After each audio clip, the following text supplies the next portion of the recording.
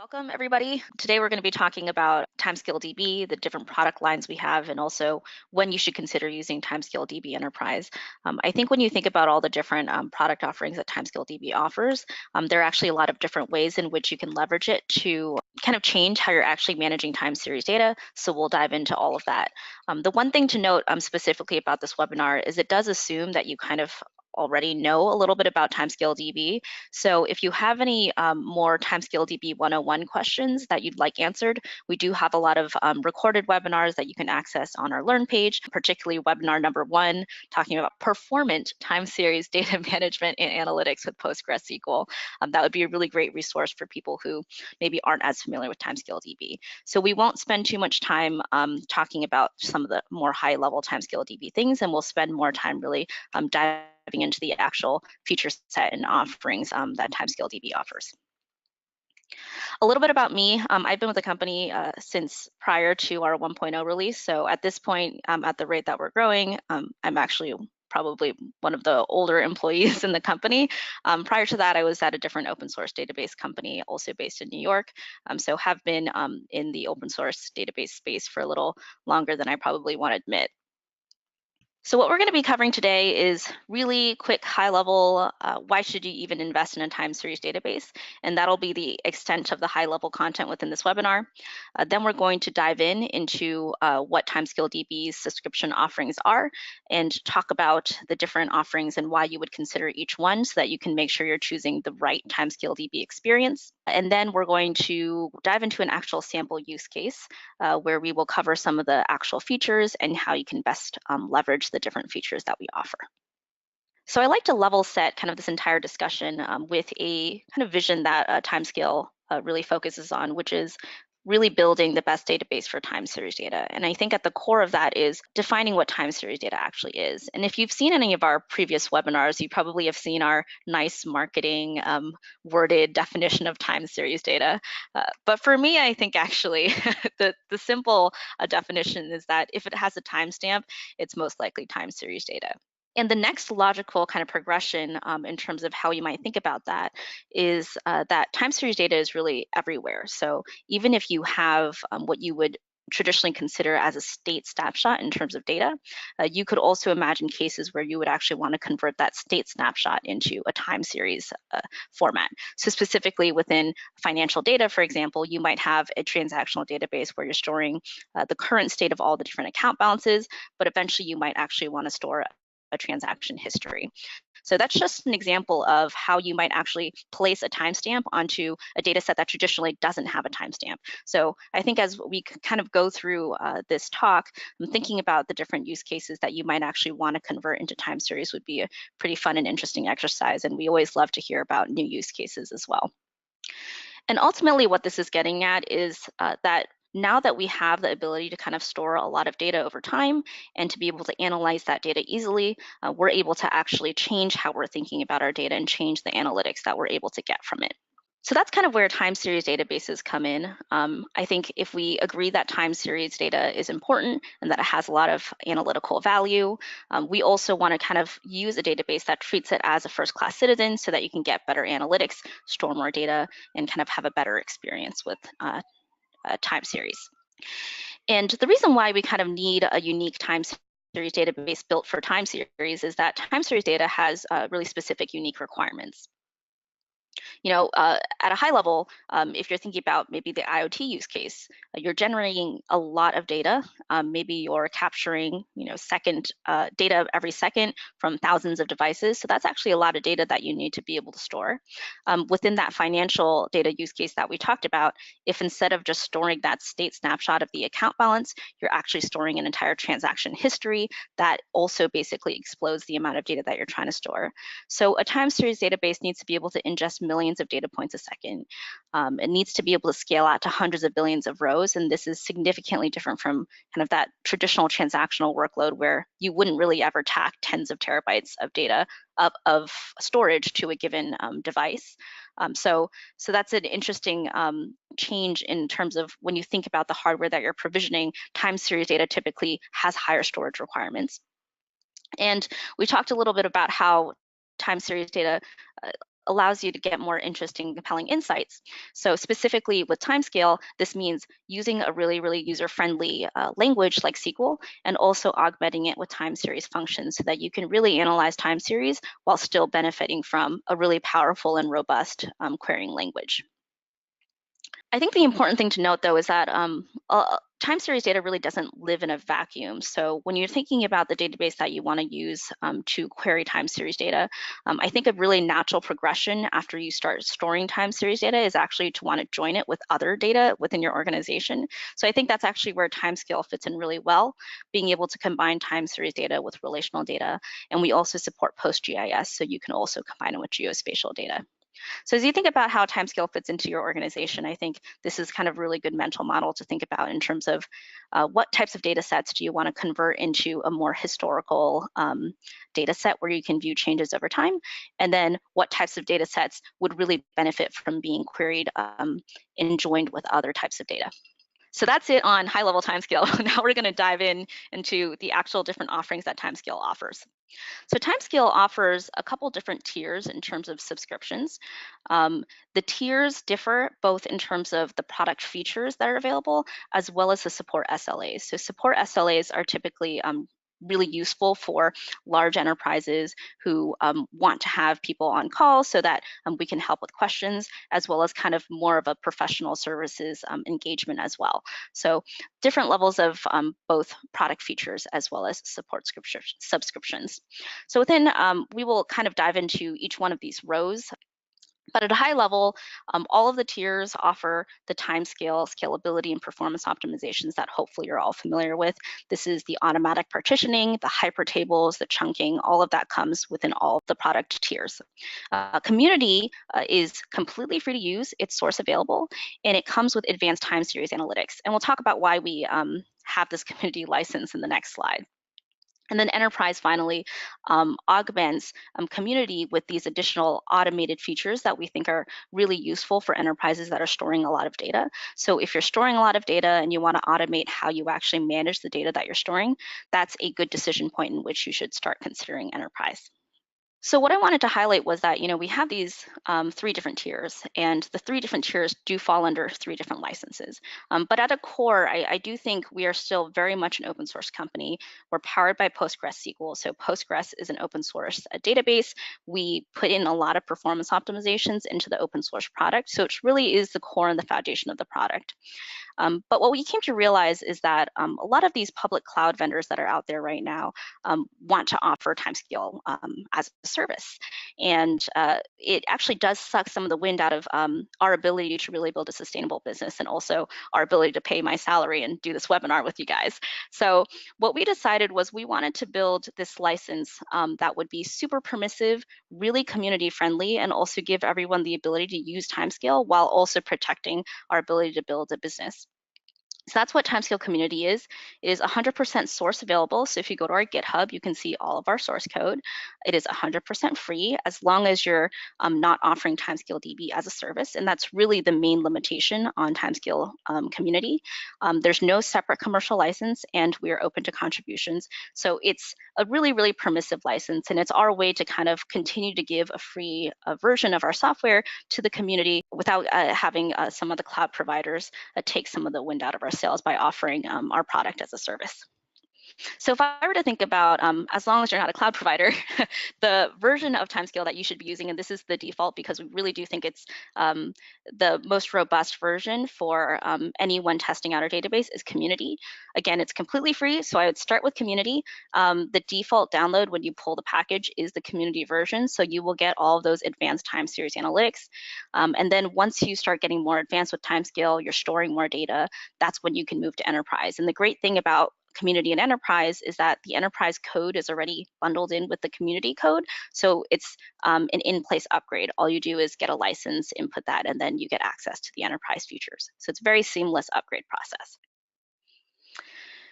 So what I wanted to do is actually cover all these different product tiers, specifically what does it mean to have advanced time series analytics? What does it mean to have automated data lifecycle management in the context of a use case, so that you can kind of try to fit it into what you're thinking about within your organization. Now, it's important to realize, and I'm sure all of you guys know this, that TimescaleDB is definitely a very generic time series database, so you can use it for any type of time series application. There are a couple different use cases that are really common, specifically with IoT and DevOps, which I think are more metrics related, as well as financial data and BI SaaS applications where people are building dashboards of event data. So they're all very common use cases, all use cases that you can use Timescale for. But specifically for this talk, I want to focus on just monitoring HVAC systems. And I will admit I am not an HVAC system expert, so if anyone on this call is an HVAC system expert, you will now hear me botch all of the different metrics that we're trying to measure. So this was the result of my quick Google search of what metrics should I measure in my HVAC system. And I came up with 4 basic metrics. And I've mapped out basically how I would figure out how the HVAC system is performing right now. So the temperature, the airflow rates, the pressure, and whether or not it's even on. And then I converted it into more of a time series friendly format because I think what's really interesting is you actually want to compare what is my current temperature compared to maybe the average of the last 5 minutes or my historical average. And has anyone ever turned my HVAC system off ever, not just is it on right now. So that's just an example of how you might convert some of the state snapshot metrics that you're storing right now into more of a time series format. So to start with a really simple example, let's assume that we have a temperature device that lives within the HVAC machine. All that device does is measure temperature. And I'm a pretty big company, so I have 4 buildings, and within each of these buildings, I have a different number of devices. The temperature metrics are measured every minute. So I created this really simple table that is actually a hypertable. I added time, a building ID, a device ID, and then temperature. So this is just a really, really simple way that you might want to start off with a timescale. Now, the interesting thing is, I think the most common use case people have when they first start out is, let me just graph everything on a dashboard. So I'm using Grafana here, and I'm graphing the total building temperature across all the devices for every single building. Obviously, this is kind of a bit of a fabricated example because you probably would never really want the total building temperature. But I think the reason why I'm showing total building temperature here is that if you look at building number 4, the red line, you'll notice that there's this odd drop compared to everything else. It just kind of drops off for a certain period of time and then it comes back up. So just a really sharp drop and a sharp increase. And when we actually dig into building 4 and device 4, we'll realize that there's this gap from March 1st to March 10th where we didn't get any temperature measurements. So that's causing that drop in the total temperature. And what Timescale Community in the most recent 1.2 version has is this new function called time bucket gap fill. And what time bucket gap fill does is it actually generates a series of timestamps that represent consecutive time buckets. And then after it's generated that series, you can define what you want it to fill those buckets with. You can either keep the buckets empty, you could fill it with the last object carried forward, or you can interpolate. So in this case, I interpolated, mainly because, I think it kind of looked nicer on this Grafana chart. And after I interpolated that, you can see that going back to this total building temperature, I'm able to account for these periods where the devices really aren't highly available. And this is a really common use case because if you imagine devices living on the edge, they have connectivity issues.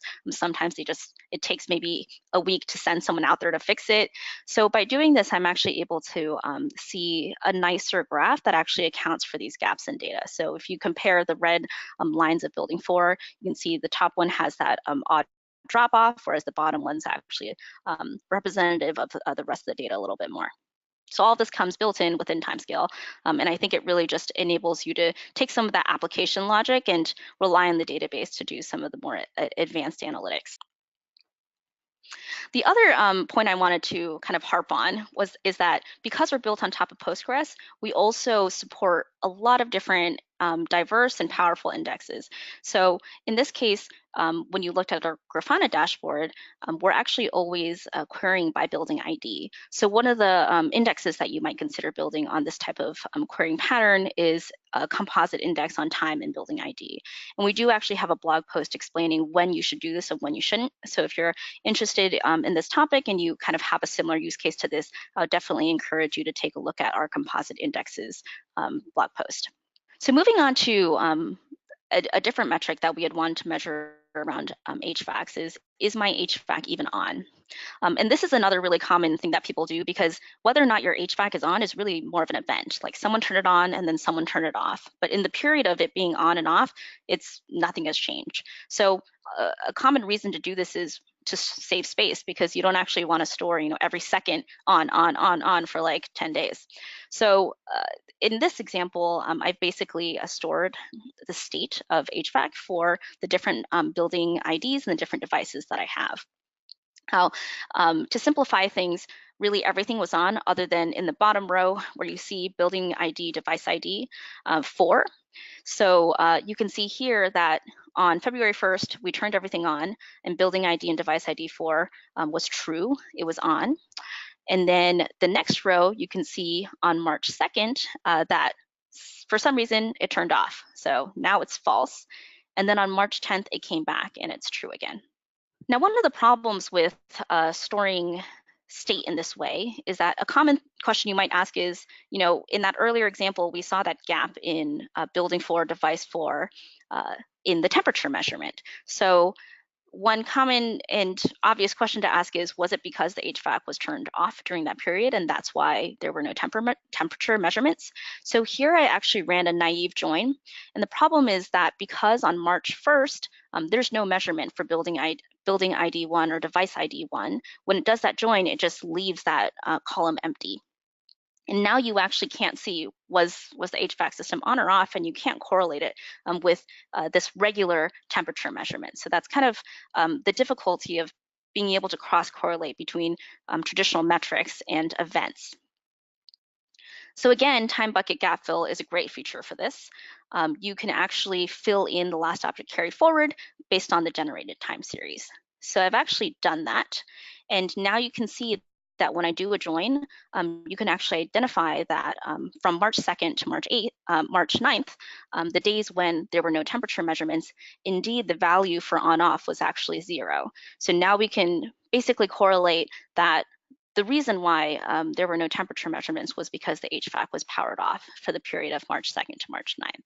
So this is kind of a really simple example of how you might actually use gap filling to run some of these more interesting correlations. So moving forward, when we think about some of the really cool features we want to build, one of the most common use cases that we had talked about earlier and that I showed here was this idea of being able to dashboard time series over time. And really important performance optimization is actually that every single time I'm running that dashboard, I'm going to the raw data to run those roll-ups, to do those aggregations. And so coming up in 1.3, as part of our community offering, we're going to release a first version of continuous aggregations. And the best way to think about this is really it's a materialized view. It's written to disk and treated as a hypertable. But what you can do is define this automatically updated view of an aggregate on raw data. So this allows you to power dashboards much faster. You don't have to go to the raw data to run that query, and it also means that you're reading less data off disk. So a lot of the different bottlenecks that result in queries that take a longer time are kind of mitigated with this idea of continuous aggregations. And this is actually something that's available in a lot of other databases for a lot of different reasons. So hopefully this is a familiar feature for everybody. Going into 1.4, one of the ideas that we're thinking about, particularly on the enterprise side, is not only do I actually want to make my dashboards faster, but as my raw data starts to grow, I actually want to only store the aggregate and get rid of all of the raw data, because I would never really want to go historically and know at a second granularity whether or not my HVAC was on or off. So that's something we want to build and automate for the enterprise. So as you can imagine that maybe I'll store raw data for 2 weeks, and I want to store aggregates for 1 year. So being able to specify different data retention policies on different views and different aggregates is something that we're considering for the enterprise product. So everything that I mentioned up until now, other than what I just talked about, that is going to be an enterprise in terms of continuous aggregations and being able to retain those, was all community. So our community product is actually really great, really exciting. It has all these analytic functions, and it also has that base of continuous aggregations to speed up queries for faster queries. So why would you even want to consider enterprise then? Typically, how we've been thinking about it is as your use case expands, you start having a lot of time series data, and you start needing to manage it in automated ways. And that's really all the features that we like to put into Enterprise. So going back to the HVAC example, two of the metrics we didn't talk about were airflow and pressure. In this case, I've actually just defined this device to measure both airflow and pressure at the same time. And it reports back every 5 minutes the building ID, the device ID, what the pressure was, and what the airflow was. And so a best practice here is that if the device that you're collecting the data from is actually sending you multiple metrics in every time it checks back in, you actually want to put that in the same table. So if you look at the data table schema, I've got time, building ID, device ID, pressure, and airflow in a wide table. A really common use case, though, is that as data is coming in, you're writing everything in time order. And so, but the problem is that you're actually querying everything by device ID. So one of the ways that you could deal with this particular querying pattern is what we talked about earlier around composite indexes. But composite indexes do slow down ingest because you're updating that index as you're ingesting more data, and they do take more space. So one of the things that we built within Timescale is this idea of being able to reorder data on disk. So on the right half of the slide, you can see that you have these chunks where time is nicely ordered, but device and value are really messy. And the reason why that's a problem is that when we talked about querying by device ID, we've actually seen people hit this issue where the device ID is spread across so many different pages of disk that you're actually pulling an entire page off disk just to access one timestamp for that device ID. And that causes a lot of issues around bottlenecking around disk speed, the query times get slower. So what we wanted to do actually was to ingest data based on time order, but then rewrite all of that data based on a different index. So you can actually specify this index. It could be a composite index, but in this case, we're actually just reordering on device ID. So this actually allows you to ingest things really quickly, but then when you're running historical queries, you can optimize how you're reading things off disk. So the two functions that allow this is first the reorder chunk function. This is actually a community function, so you can use it for free if you would like. It basically reorders one chunk at a time. And then there's this add reorder policy, which is in our enterprise product. And what the add reorder policy does is it schedules all of these chunk reordering for you so that you don't have to worry about which chunks you're reordering at any given point in time. The interesting thing about this data reordering function is that it does not actually take any read locks, and it takes a really, really brief write lock in the period of time where it's switching between the old version where it's ordered by time to the new version where it's ordered by device ID. So it's a really, really nice feature. I would suggest that if you're just starting out and you want to figure out whether or not it improves your use case and improves performance, to start out with a reorder chunk just to test the queries you're thinking about. And then if over time you actually want it to be more automated, you can consider upgrading to enterprise at that point. So just to highlight kind of some of the performance benefits you get, we have this MTA example that you can actually see on GitHub. It's open source, and it's just a little demo that we run. We did this query where we wanted to query by route ID. So we're no longer querying by time, we're querying everything by route ID. And without reorder, the execution time was 12,000 milliseconds. But once we reordered on the index that we put on the MTA route, we actually saw performance improve significantly. So this is just to highlight that how data is written on disk is really important, particularly if you have this type of querying pattern. So it's just something to consider if this is similar to your use case. The other enterprise function that's available right now is being able to schedule data retention. So the drop chunks function is probably a function that if you've used TimescaleDB, you're familiar with. It's definitely a function you should use. You shouldn't be doing delete by a time range because it's just significantly less efficient. So you should definitely use drop chunks whenever possible. That's actually available in our open source version since it came out before our license came out. But what Enterprise does is, like with reordering, it schedules all these jobs and allows you to, on a scheduled interval, drop chunks, and then you don't have to worry about it. And you don't have to manage all these different jobs that you might be running in order to optimize how your data is managed on disk. So moving forward, when we think about some of the additional enterprise features we want to build, we actually want to support this idea of data tiering. So a common issue with time series databases is that if you want to store data forever, storage actually surprisingly gets really expensive. I know we like to joke that storage is really cheap, but it's not really that cheap if you're storing hundreds of terabytes of data. Especially if you're storing it on local SSDs. So what we want to actually allow people to do is tier where they store data. So over time, as your data starts to age out and you don't access it as often, being able to move on a chunk by chunk basis, older data onto cheaper storage is one of the things we want to support. And again, the enterprise function would really revolve around being able to schedule all of this.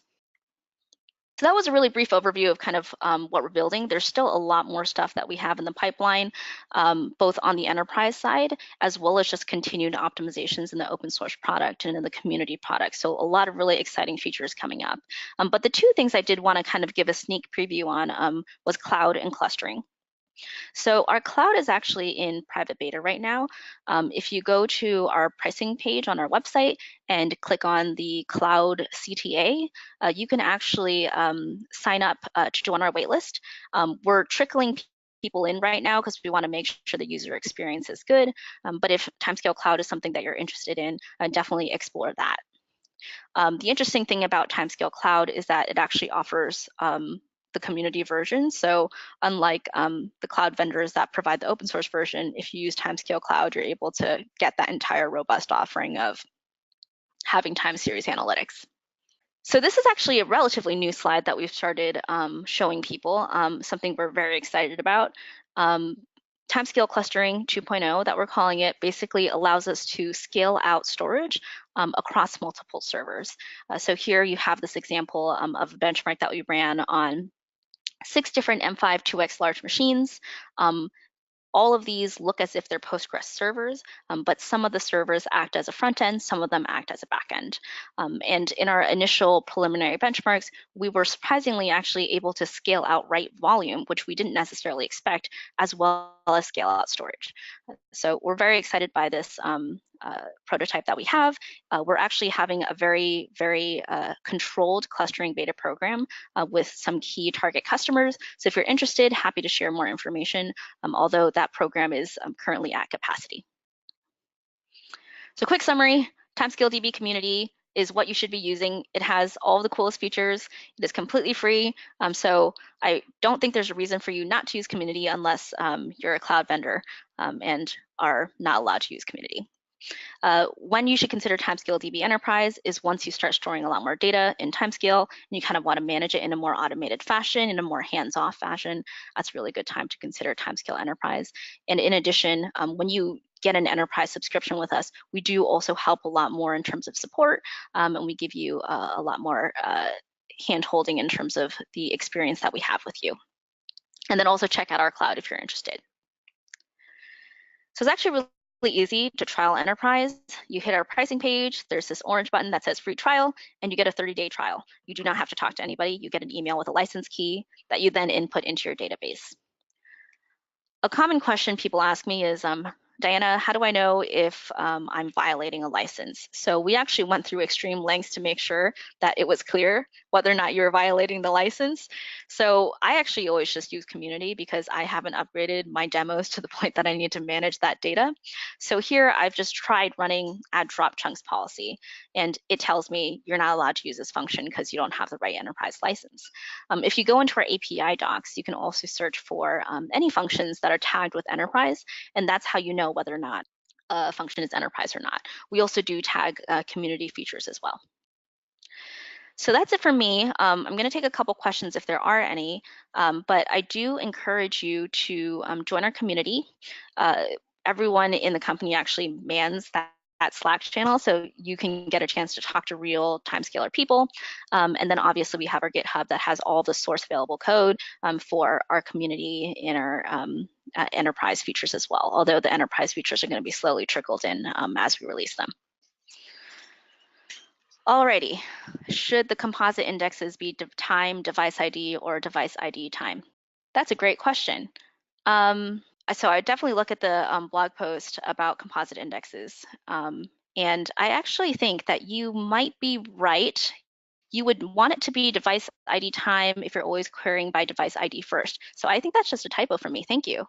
Great question. Fixing my slides. Can you discuss more about ingesting with a device ID versus timestamp and the mentioned slowdown? So I think this is related to the reordering slide. So yes, so typically when you're ingesting data, time series data is unique in that everything's coming in week timestamp order. So there's really no way that you would want to ingest it differently. So sometimes people actually, if they're batch ingesting data, they do this thing where they batch ingest all the historical data for one device ID at a time. Do not do that. Timescale is optimized for data coming in time order. So you definitely want to ingest data in time order. But if you imagine how things are getting written onto pages on disk, if you query by just the device ID, like maybe you only want device ID 1, it's actually mixed up with a bunch of other device IDs, like it's between device ID 5 that also pinged at the same timestamp. So when you're pulling all this data off disk, one of the common bottlenecks we see with larger queries is this inability to read things off disk fast enough. So what you want to do is actually just minimize the amount of data you're pulling off disk. And the best way to do that is to order all of the data that you're querying together on disks that you're pulling less pages off disk. Does Timescale offer ad hoc consulting for my community edition installation? Great question. Typically, we only offer consulting if there's a path to kind of giving you a support subscription. That is something that you should talk to our sales team about. We do actually help with POCs. We do help with training, but typically it's in the context of kind of upgrading you into a subscription because the ad hoc consulting stuff, depending on kind of the relationship we have with you, is something that we really have to consider based on the SC team that we have. Which is the intended release version for continuous aggregations, both view only and persistent? Okay, so the continuous aggregations view only, which basically supports faster dashboarding, is actually going to be released in 1.3, which should hopefully go out in around a month. If you're interested in testing out that feature, we actually have this little Cub Scouts program where you can get an early release branch to kind of test it out and give us feedback. So if you're really interested in that feature, that's something I would definitely recommend you looking into. If you would like to talk to me about that, you can actually go into our Slack channel and find Diana, and I am there. Hopefully not all of you guys decide to spam me, but if you're interested in continuous aggregations, it's something you can look into. The persistent and data retention version is scheduled for 1.4, which will be a couple months after our 1.3 release. What is the path if I want to offer TimescaleDB as a service? Are you currently working with any cloud providers? Yes, we are working with cloud providers. Actually, recently we announced support for TimescaleDB on Azure Postgres. However, the version that's available on Azure Postgres is open source only. So do keep in mind that if you're using Azure Postgres, although it does offer Timescale, it is only the open source version. If you would like to talk about offering TimescaleDB as a service, again, contact us through our Timescale website, and that's really more of a sales thing and not necessarily a product thing. Do you have a Grafana integration? Yes, we actually built the Grafana connector for PostgreSQL. It has a very basic drop-down query builder, and then you can also write SQL directly within Grafana. We also had a webinar with them. So if you want to take a look, you can check out our webinar. The webinar is very much a getting started webinar. So if you want that kind of level of intro to Grafana, it's definitely a good one. And funny thing, I think I actually did that webinar. Okay, how can I get in touch if I want some one-on-one time to discuss my use case and determine which license is right for my organization? Okay, so I will give you all a secret that probably sales will be upset about me telling you about, but we actually do office hours. Typically, we'll do office hours maybe once every 2 or 3 weeks. There's only one slot, and it's an entire hour slot where you can come in and ask any generic questions that you might have. The way to sign up for office hours is if you hit our docs page, there's a header that basically allows you to sign up. That being said, the response time is relatively slow because I am the person running office hours, so I only respond and send out invites if I have time. So if you actually want a more formal one-on-one discussion, the best way is to contact sales, and they will help you. And because we're such a technical company, our sales team is also super technical, understands the product, and also pulls in the right people as necessary. Alrighty, last question. Will the cloud offering work with the enterprise license? Okay, another great question.